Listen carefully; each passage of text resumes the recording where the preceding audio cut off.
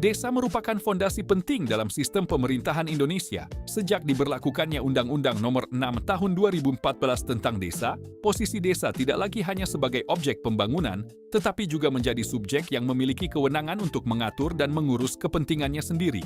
Buku Tata Kelola Pemerintahan Desa di Indonesia, Implementasi UU Nomor 6 Tahun 2014 karya Setiawati, SPD, MH hadir sebagai referensi yang membahas secara komprehensif bagaimana pemerintahan desa dijalankan dalam kerangka hukum dan tata kelola yang berlaku di Indonesia.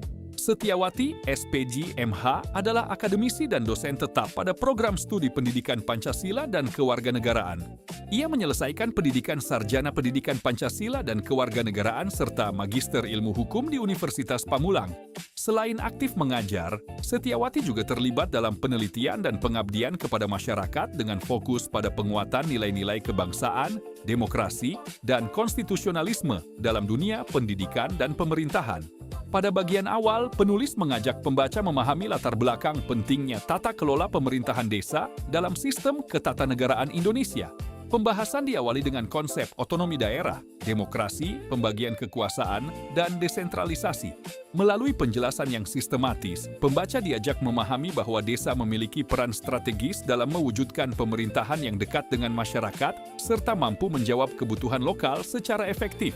Selanjutnya, buku ini mengupas secara mendalam tentang tata kelola dan penyelenggaraan pemerintahan desa. Penulis menjelaskan pengertian desa, kewenangan yang dimiliki desa, struktur pemerintahan desa, hingga asas-asas yang menjadi landasan penyelenggaraan pemerintahan. Tidak hanya itu, pembahasan mengenai regulasi desa dan musyawarah desa memberikan gambaran tentang bagaimana proses pengambilan keputusan dilakukan secara partisipatif dan demokratis.